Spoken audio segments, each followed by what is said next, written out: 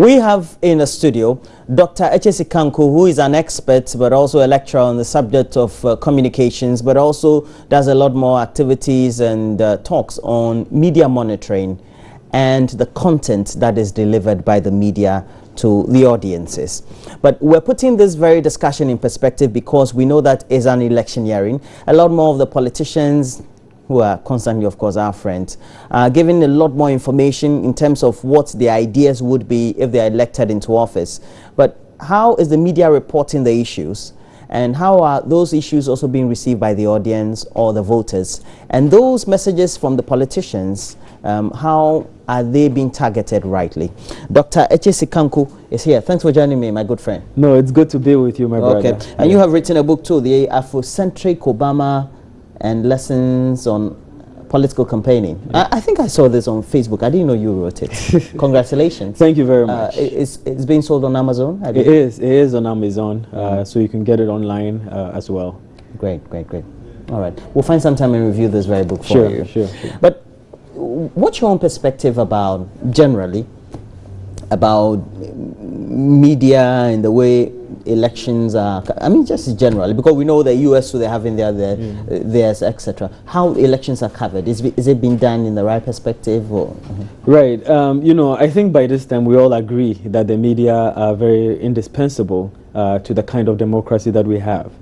It was Pulitzer who said once that our republic and its press will rise and fall together. Remember? Definitely, yeah. So the tenor of the press, you know, is correlated to the quality of democracy that we have.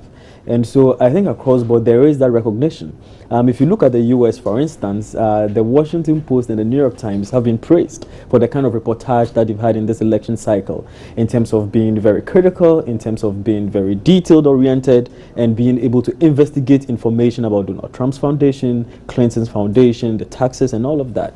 You come to Ghana as well, and the same recognition is there. There's pluralism of the media. There is a preponderance of a lot of media houses in the country these days, a lot of radio stations, newspapers, television stations. And so it is something that we need to be happy about. But we've just gotten into an election season. The campaign is on, and I'm sure that people are depending on the media to learn about the candidates, to learn about their policies and their issues. The NPP just launched its manifesto last week, and it was all over the news. The EC's disqualification issue came up. And so there are a lot of people who are depending on the media to get information, to understand what is going on. And I think that we are all participants and observers, you know, of the process. I'm sure there are some things we are getting right, some things that we are not. And hopefully we can be able to have the dialogue and the discussion in order to make sure that our media is contributing in the expected way to our democracy. Well, Dr. Sekanku, the good thing about is that you may have your doctorate in your field of expertise, but you've also been a reporter before. So, absolutely. So, and you've covered the election. So it kind of puts a certain perspective to what we're talking about. If you look at the current election, whether it's from another democracy or a current one or dispensation, do you think that the media is giving the right messages to the audience? Yeah, so yes, they are giving the right message in terms of the from a broad point of view. They go to report, they go to the event, they report the story. But you see, the thing is, there's more that we can do. If you observe the landscape, there are a few gaps that we can realize in terms of how the media have been reporting this election, and also the fact that general reportage. So one is the issue. I have identified certain gaps. I think that one is what I call pro forma coverage. And when I say pro forma coverage, it just means it's just like straight jacket reportage. You go there and then you report without any compelling story, you know, to be able to make it interesting, moving, and relevant to the people. I mean, the media are not public relations officers for the political parties. So we have to make sure that we vet the information and that we are being very good mediators of the information that we are receiving from the parties. If you go cover the event and certain statements are made, you have to come back and substantiate it and be able to give some critical reportage for viewers to be able to make a good decision. So that's one, in terms of the kind of compelling reportage that we should have. Next thing that I've identified is in terms of the misrepresentation. You know, because there is a preponderance of media houses, everybody wants to be out there and to be listened to.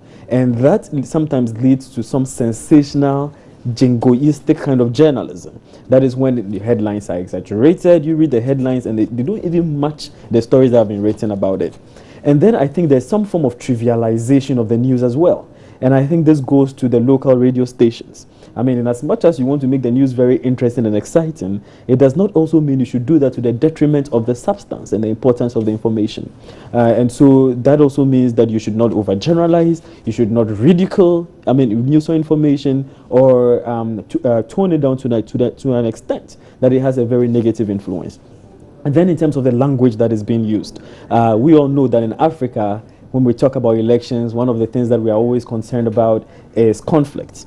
And so the language that is used on the media houses also do have an effect on the kind of reportage that we get. So for instance, language that is, sometimes people use language that is prejudicial, language that is xenophobic, language that is sexist, or language that is ethnocentric or hate speech sometimes. And I think that this kind of language also has an effect on the public, because it might prompt people to act in a way that might lead to violence or not. You know, so these are the things. And then lastly, I think we need more comprehensive reportage. Comprehensive reportage in the sense that when you go cover the story and you come back, you have to add a lot of meat to it. What is the history? What is the background? What is the opponent saying? Then you get more sources to be able to back up the information and then to analyze it so that the viewers become informed and intelligent consumers of the news. So on that day, when they go behind the voting booth, they are able to make a very well-informed decision on that particular day. Would you say, based on the way the reportages from the media on this very electioneering, we're talking the issues for the politicians, or we're just going along the rhetorics that they are also telling people? See, I think there's a lot of focus on the politicians. You see, so it's just about what the politicians are saying. I think that is basic, that is important, that is the basic role of the media. But there should be more, I would use this opportunity to call for more detailed and more critical, compelling and comprehensive reportage. You know, so beyond going there to be, I mean, transcribers of what the politicians say, can we question the information they are giving? What is the person's track record? What is the person's antecedent? If they say they are going to have one factory, one district, well, how are they going to do that? How are they going to pay for that? And when do they expect to do that? You know, so just the basic who, what, why, when, how, you know, of journalism. If we pay attention to these questions, then we'll be getting more, you know, out of the politicians, you know, for the benefit of the public. I was reading an article that was last week Wednesday on the, is it Huffington Post or? Yeah, Huffington Post. Huffington Post. Yeah, I think it's it looks a lot more a bridge between the mainstream and tabloids, etc., but online, etc. Yeah. They were reporting about how Trump had tried, that's Donald Trump, had tried to make sure that the subject of the leaking of the scandal concerning Clinton's email issue, the way she handled the Libya crisis, etc., that would have given him a lot more edge, but then had not managed it adequately. It was very much opinionated. Okay. If you come to a part of the world, you do that and they say you're the bias or not. See, I respect that kind of journalism. I call it opinion journalism. Okay. There's also another kind that I like to call interpretive journalism. So, you see, that opinion journalism, there's room for it within the US media landscape. But remember that we are even practicing journalism from the perspective of the US. Objective reportage, right? Balance. Give two sides the chance to talk and all of that. So they do respect the basics of objective reportage, being neutral. But opinion journalism does have a role. The trick here is that they make it open. I mean, there is an admission that this is an opinion, this is an interpretation of the news, and not just a pro forma straight news report. So there is an admission beforehand that this is an opinion. So that's one. Two, once that has been said, it is done from the perspective that journalists are an important agent, or in the whole democratic process, we provide leadership. in the country. We are the one who are supposed to do the investigation and make very important calls. So if you as a journalist, you sit behind and you look at the facts and the information that have been presented to you, and you genuinely, honestly think that the public needs to know that, well, this is the amount of tax reportage that, the amount of taxes that Donald Trump paid, or these are the assets of this A candidate or that candidate, this is what this candidate did when he was in school, or this is the president, this is his track record. Then they make a judgment based on that for the purpose of the public, because we do have a responsibility to, at the same time, to make sure that we are making good calls for the sake of the general public, and you don't plunge the nation into chaos or anything. So I think there's some form of room for that. We just have to be upfront and forthright about saying that, well, this is my call, or this is my opinion, or this is my conclusion based on the facts that have been presented to me. Because we journalists are leaders in society. The job that you do, you moderate discussions, you have a lot of power, and people look up to us for leadership and for direction, because of the amount of information that is available to us. So I think that's fair, that's okay. As far as you are not presenting yourself, presenting opinion as news and presenting facts as opinion, I think that's fair game. The politicians seem to be dictating to the media. At least that's what I read on Facebook from, well, I don't know whether they're objective enough as to what to report or not to report. Could that be true? I perfectly agree with that. That I think there's just too much of the politicians dictating the news. There's this whole thing called intermediate agenda setting, who sets the news agenda. And if we did a research, I can bet you that the politicians are setting the agenda for the media, and I think that that's a detriment, to our media here. I think we should be more forthright in setting the agenda, bringing the issues of public discourse, going in to do the digging and sending the information to the public.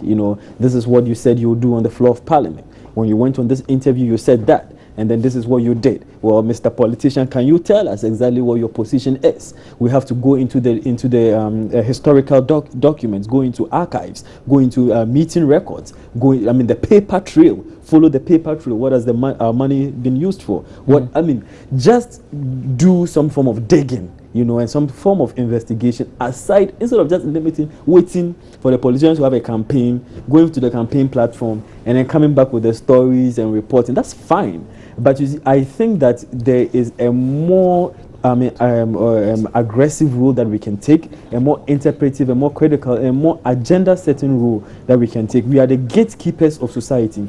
We are the gatekeepers of the news media and of public discourse and public information. We moderate the discussions, and I think that there's a lot more we can do if in terms of setting the agenda. We have to bring up the issues so that when the politicians decide to mudslang each other, insult each other, and engage in uncivil kind of communication information, we can decide that we are not going to go that path, but then we'll take a specific issue and then put it in front of the politicians and force them to have a discussion of issues instead of a discussion of personalities or just engaging in ad hominem arguments or personal attacks and insults, which does not augur well for our country. And those are the kind of things that I try to discuss in the book, the politics of civility, the politics of issues, which can help to improve our own democracy. But we do agree that the personalities and the names are key dramatis personae in all this, and they play key roles in making sure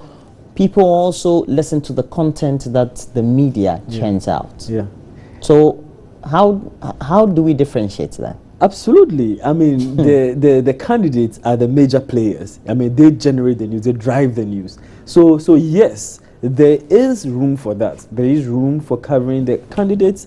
Who are they? What has been their experience? So I think there's room for that. What have they done in the past and all of that? So there is that. What is their temperament like? What is their character like? In every election, there are things that contribute to helping us understand a candidate and what he will do. And one of it is the personality of the candidate. Of course, you want to know who your president is. What are his, do you trust him? His integrity and all of that. I do agree there's that. But there shouldn't be an overemphasis you know, on the persona, and also on the negligible or the unimportant, the trivial forms of it. I mean, when you look at the women candidates, for instance, sometimes they'll just focus on very trivial issues. How does she look? What headgear is she wearing? Is she married or not? I mean, things that have absolutely no direct impact, you know, on the kind of policy or government, governance that you have, and that is what I'm calling for. Well, the good thing about this very interaction is it's very communicative, and so I will go to our Facebook page and try and get some perspective from some of our viewers. And for example, Sana Mohammed says, in the last election, members of the opposition believe that the media did not give accurate reportage on the results of the election. In the election coming up, what will the media do to gain their trust again from this? And talking about this, for example, at the Catholic Bishop Conference, Reverend Palmer Buckle is urging the media and political parties not to declare elections. But I don't know how we can take it from that very perspective. You see, I can understand why the Catholic Bishops' Conference would do that, because the EC is the only officially constituted authority to announce electoral results. And so when different media houses are coming up with different results, I think it creates a lot of confusion, and it can even incite violence, because some people would actually think that, well, we have won election because this is what this media house said. So why is it that we have not? I mean, they are saying, somebody is saying something else. So when you have different media houses, I mean, and some of them they might not even engage in credible analysis of the results, and they might come up with results that will be in tandem with a political ideology or party that they believe in. So there is a lot of usefulness to that. But that said, there is also the role for independent monitoring of the election. So the media itself, like Joy FM, whatever, headquarters, you have your analysts, you have the results coming in, you do the analysis, and you try to compare it with what the EC has. I think that is okay, because then it gives us an independent authority or source, you know, to put it against what the EC is giving us. Okay, now let's look at a lot more of the comments. How are you going to ensure that we get credible results and stop rigging in the polls? Now, what will be the role of the media also in ensuring peace before, during, and after the elections? And I believe this one, for example, will give us a certain perspective. But if we take a critical look at all the things that have been done by the media so far since 1992, we should be giving some thumbs up for contributing significantly to the elections, Dr. Sikanko. Absolutely. I think that we have come a very long way from the times that we had the opaque ballot boxes, from a time that we just had one or two media houses till 1992, and then we began having a multiplicity of it. I mean, look at the media now. People can phone in, you know, when there is violence or there is more practice at electoral coalition centers. They can phone in into the radio stations and send information. Somebody even said that these days, when you have a problem or somebody robs you, you don't go to the police station, you call the media. You know, so and they will call the police. And then they'll call the police. So I think that is a tribute. But it shows that there's that level of trust. Yes. Okay. Yes, but then to the point that people are worried that the media will not be able to intervene when elections supposedly will be rigged. That also means that there's a fear constant in the minds or the psychology of the voters that, well, some sections may think that the elections may not go well for them, and that could mean that it's been rigged. Yeah. Well, is that not the impression created by the media also? Well, I mean, that's where the job of the media comes in. We have to be able to report in a way that restores trust in the people. We have to report in a way that would give people the idea that we are being fair and accurate. We don't always just give the opportunities to only the big parties and leave the small parties. Well, when a dispute breaks out at on election day, you make sure that you are getting the sides of both parties, or you are getting the sides of all the concerned parties. When there is an electoral dispute, for instance, you make sure that you are contacting the EC or the returning officer or the right authority to get information. When there are any allegations or issues that come up, we, the media, have to make sure that we don't just go ahead and report it. We have to verify and re-verify, that kind of allegation that is being made. So I think that if we stick to the norms of balance, fairness, impartiality, and accuracy, those are my trump cards, it can lead to reliable coverage, and then people will trust us. And also, we shouldn't try to display any form of conflict of interest that would bring any doubt in the minds of the people that this election is being rigged on behalf of one or the other. So as a journalist, you don't take bribes, or you don't sit in the car of political candidates. You just make sure that you are not engaging in any form of behavior that will lead to impartiality, and that we are also giving fair and equal and accurate time in terms of access. Even I think it's Article 55, 1112 of the Constitution, which talks about the time and the space that both private and public media houses have to give to all the political parties. And I think when that is done, it will reduce the level of mistrust. Media, we set the agenda for the public or to our audiences, but what they think and what they perceive, should it also inform what we report? Absolutely. Audience research, the audience is very central. At the end of the day, well, we don't conduct research enough. So we take a CDD report, or we take a GIR report that says there's perception, there's corruption. Should we also be going on that very tangent and saying that, or not directly but indirectly concluding in our reports that there's corruption? That is where there's room for a lot of research. There's a room for a lot of audience participation in our journalism. You said the first time that do the audience matter, and the media set the agenda, but where does the public come in? At the end of the day, we do have to remember that the public and the citizens are at the center of this democratic process. Everything that we are doing has the public and the citizens at heart. The political parties, their role or their goal is to make sure that they have policies that address the needs of the people in the rural communities. The media exists for the public, and one of the things that we should do will be to also get information from the general public, go down to the citizens, ask for their concerns. I know a journalist, John Kim, who went to all 50 states in the US, traveled all 50 states, just speaking to people, asking them. You mean the CNN journalist? Yes, right. Asking them what are their concerns, and you'll be surprised that sometimes even the issues that the politicians or even the media are talking about are not the issues that the people care about. And so by including them in the process, we are making sure that our democracy is being participatory, it is people-centered, it is citizen-centered, and that we are actually addressing the needs of the people that is at their heart. So doing the community programs is very crucial, is very important, as well, to fair and comprehensive reportage. And what you think is also important for the discussions. And so we decided to go onto the street, to a community near you, to find out whether you, that is you and I, as ordinary Ghanaians, are ready for the elections or not. So we are just 50 days away from elections, and lots of issues happening. Obviously, the political parties are at the peak of their campaigns, and we do know that the two major political parties, the NPP and the NDC, have already launched their manifestos. And there's also the issue of the EC disqualifying 13 presidential candidates. So there's lots of issues. We want to find out from people what the mood is for them and what their expectations are prior to the elections. I have here with me Baba and Mr. Ali. You've heard the campaigns of the various political parties. Yeah. Have these messages influenced you in any way? One way or the other. What I suggest is that people have already decided already. And there's nothing that can change some people's mind, whatever you say, whatever you do. But people who have decided for NDC, there's nothing. I said there's nothing that can change their mind. Because in fact, this new town there, this is Ayawaso.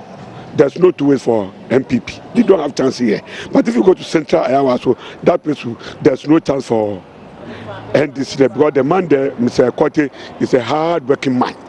My mind is on one particular party, but later on that I've heard the MPP manifesto, I can see it's trying to change, not me, but some people's.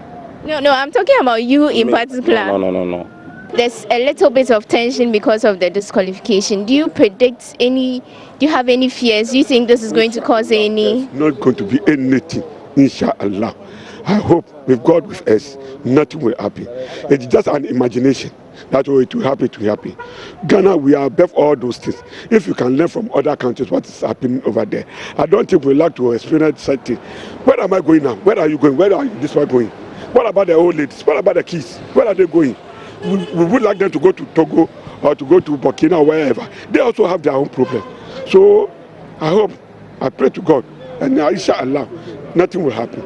So what is your mood prior to the election? Oh, I'm in a good mood. Honestly, I'm in very, very good mood. 100% good mood. What is your mood prior to the election? Oh, my mood is okay. It's like the way I'm standing here. Nothing is going to happen. How about the disqualification? You think it's going to cause any mayhem of any kind? You see, sometimes this qualification, people are talking blah, blah, blah, blah, blah. It's not going to create nothing.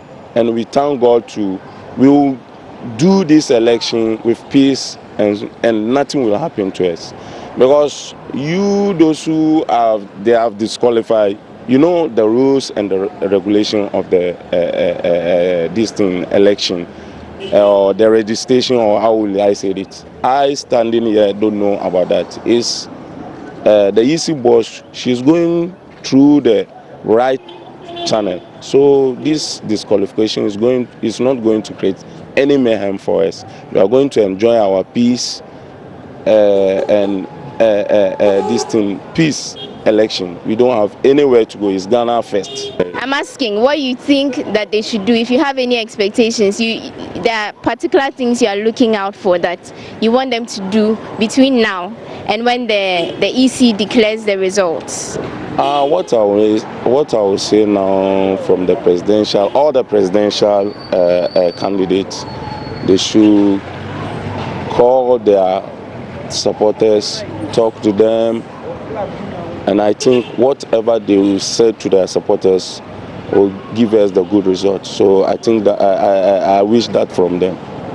Are you looking for any particular thing to convince you?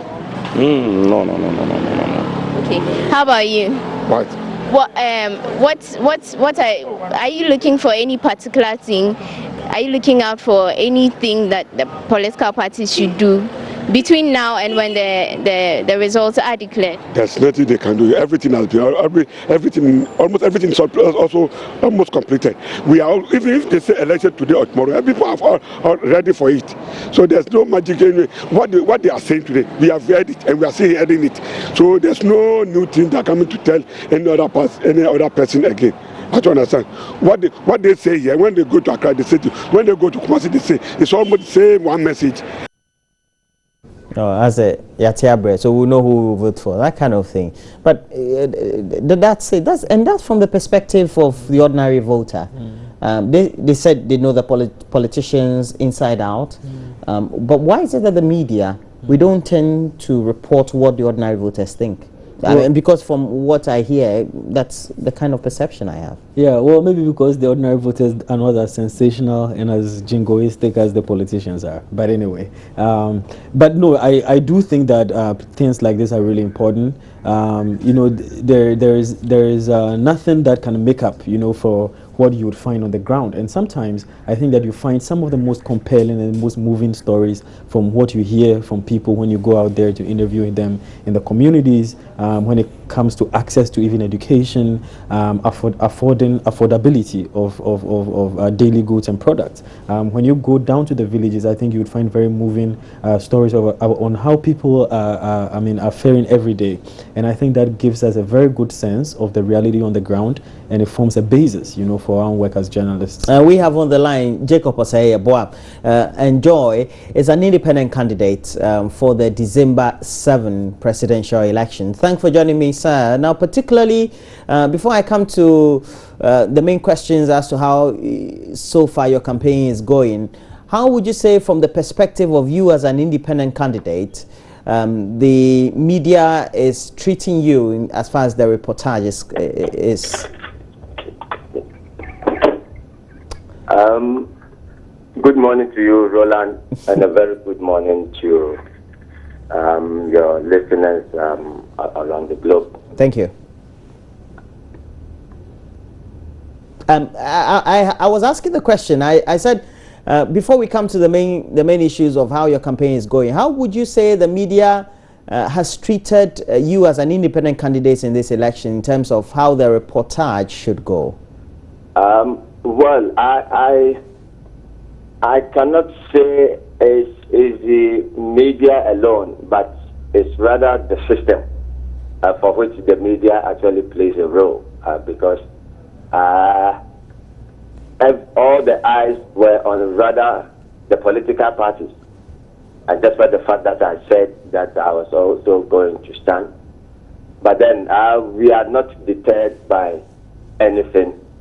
The most important thing is that we are results-oriented and we are always focused on whatever thing that we are doing. But let me say that I'm also grateful to the media now that after the qualification with the EC, which to me was the most important thing that any aspirant should have concentrated on. And so at this point in time, I've also begun to enjoy the media and having the medium to speak to Ghanaians with regards to what we are doing. And so it's actually helping us because already we were on the ground. You see, the media, you add a lot of impetus to whatever thing that any aspirant is doing. But then when you are with the people, those who will be voting, that is the reality and the focus. And that is the results that each aspirant must seek. And so it's very important that at this point in time, whatever thing that we've been doing with our traditional rulers, with our religious leaders, I mean, it's yielding results together with our careful business community who normally suffers as a result of coming out or letting even our politicians know that they support a particular political cause. So gradually, as a nation, I think we'll come up to a point. So far, so good. How are you crossing the hurdle of the campaign in itself? Yeah, you see, I have been operating from a lean strategy point of view.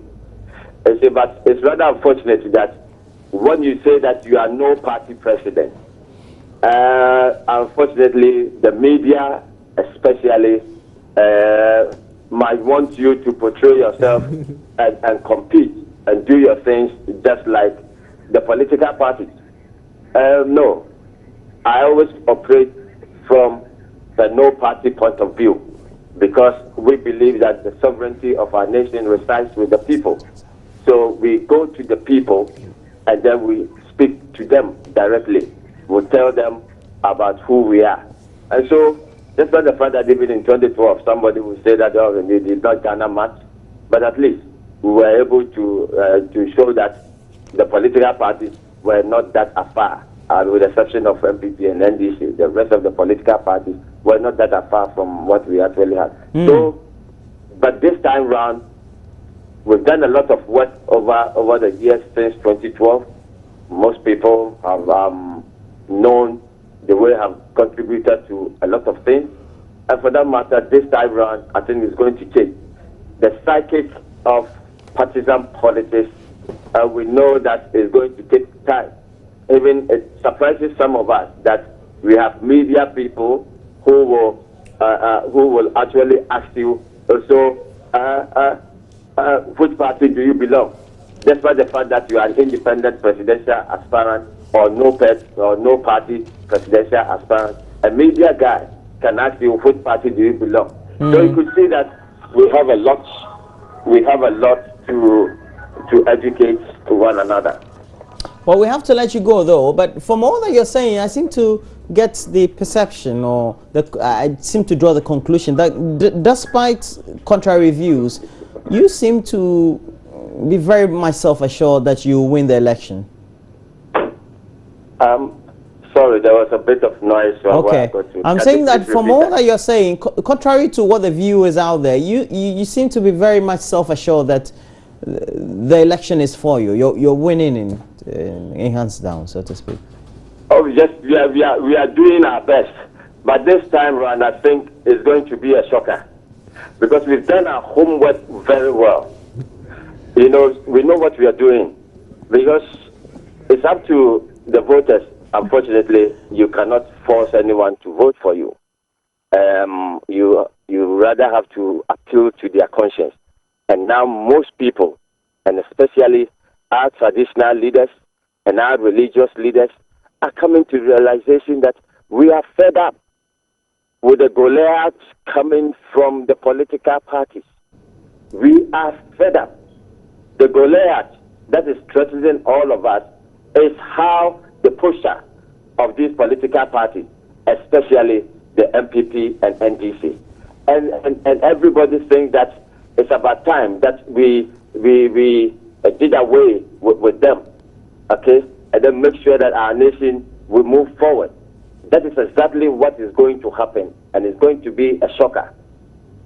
Well, thank you very much. And we will be reporting on that very shocker when, of course, the election ends after December 7, 2016. And Jacob Osei-Boah, known to many of us in the media and also the politicians as Joy. He is an independent candidate and he's contesting the December 7 presidential polls. Well, so it means that they are also making inroads, and many of them are also making inroads on social media as well. The parties are very active, etc. But what role then is social media playing in the Zoe election in terms of penetration, education, etc.? Well, I think it's really giving voice to a lot of people who otherwise wouldn't have had the opportunity to express their opinion. And so people can go on Facebook, they can follow the candidates, they can comment on their stories, they can comment on the page of Joy FM Facebook page and all of that. And so there is a more wider space, you know, for citizen participation. In fact, some of the news that is reported breaks out on social media because of some discussions that go on there, and then issues come up and it comes in the general election. So I think we are seeing a more central role that social media is playing. It is also being used by the politicians for other functions such as mobilization, to pass on information to people as well, and for sharing. I think Facebook also shares, is used for information sharing. I'm sure if you ask people, they'll tell you the first time they saw a particular news item was on social media. The caution though is for us to be able to be very circumspect, you know, in how we use particular networks, so that it doesn't become a detriment, or it doesn't become deleterious, you know, to the overall impact of our democracy. But let me ask this: as far as I'm concerned, the latest the last time I checked Facebook, they had in Ghana, in the urban areas or wherever, the penetration about 4 million, and let's say Twitter has about one fourth of that, etc. The penetration is not that much, is it? Yes, and so there are demographic differences. When you come to the cities where there's a lot more internet access, a lot more internet penetration, I think there's a larger access of social media by people. When you go down into the rural areas where there is no availability of internet, sometimes no electricity, the access is low, I think the effect or the influence over there is much smaller. And so, I mean, there is segmentation, you know, of the audiences, segmentation in terms of the demographics, and the influence of any of these factors would directly correlate, you know, to these demographics, even in terms of age. Yeah. Older people are less likely to use social media than younger people and all of that. So I think that is the context within which we can have that discussion. But I mean, in terms of the broader influence, you know, because something that develops on social media can take a life of its own and then become a major part of the discussion and then influence issues in from a broader perspective. So I do still think that it is an important factor, you know, coming up in this election. We'll see how that goes. And talking about social media, we're taking our Facebook page comments, and Nana Danso Abiam Mahama, please start packing your tools. Nana is spiritually Ghana's president. Please be very fast. Why? Wisdom Elo Mahiabla. I'm not a politician, but I saw a sharp division in the NDC few days to the election, giving the MPP the upper hand. Well, Ahiabla, you seem like you are prophesying. Kubi Apia Williams, I'm patiently and hopefully waiting to see a peaceful handing over. Mahama, NDC, bye-bye. Adamu Mubarak says, restrain their supporters not to cause violence and also preach peace. And Yadom Lugard, let them keep on dreaming. Mahama is in town campaigning while Nana is on his usual base sleeping. And then we also have Chris Wan. Mahama should start preparing his handing over notes. And Prince Living, change in 2016. And Yao Bonfe Philip, they should stop singing those foolish war songs. And we also have Nantoma Mahamadu Badim Sugru from Boko. Change is coming. Join the call for change. The battle is the Lord's. Nano Nana. And that's from Amos Ado. And I stand for change. That's Prince Nuruddin Baumia. They should be vigilant, especially the MPP, and that's from Opoku Evans. So we have a lot more of those comments also coming in, but we'll have to wrap up our discussions with Dr. Echesi And for this very book you wrote, you just timed it to coincide with Ghana's election? Yes. What lessons can our politicians pick from your book, the Afrocentric Obama, and lessons on political campaigning? Well, one of it is the issue of political civility. You know, I want us to talk about civility in our politics, the language that we use, the respect that we have for each other, despite our disagreement, and to realize that diversity can be rich for democracy and not necessarily a foil for conflict. So one of it is political civility. The other is the note of inspiration. We need inspirational leadership. Barack Obama was a very inspirational leader. We do have to have politicians who inspire us to action. Everything that has happened was first an idea, and before it became an idea, somebody inspired it. And so we do have to have a new culture of leadership in Africa, where people lead us, aspirational leaders, you know, to the best, you know, of our abilities as well. So it's just two of them, but a lot more of it are in there, and I'll encourage everyone. I love this oratory. It really shows that you know your book. But it can be gotten from which platform? From GIG Front Desk. It can also be gotten from the Legon Bookshop, and also from I plan to leave copies here at Joy and then at CTFM as well. Nice. Yeah. Our marketing department will give you a surcharge note so that you pay for advertising. But Dr. Echesi Kanku is an academic and teaches on media and communications, but also is a consultant in many regards on media and communications as well. Thanks for joining me this morning. Thank you very much, my brother. I have to, he's also an author. He just authored this very book. Yeah. I seem to be giving activation to the book. I'm just a lighter. I saw it on Facebook, I didn't know it was yours. Okay, no, I thank you. All right.